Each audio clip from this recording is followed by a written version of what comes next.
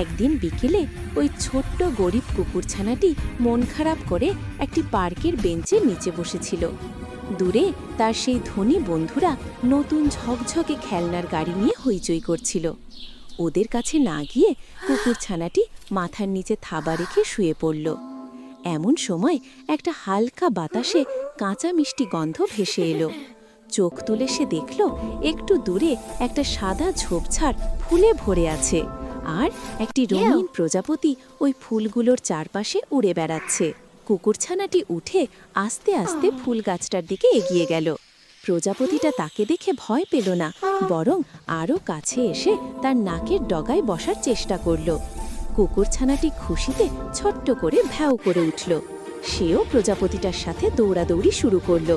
কখনো সে ঘাসের ওপর গড়াগড়ি খাচ্ছে, আবার কখনো প্রজাপতিটাকে ধরার জন্য লাফাচ্ছে। ওই ধনী বন্ধুরা তখন খেলা থামিয়ে ওদের দিকে তাকিয়েছিল।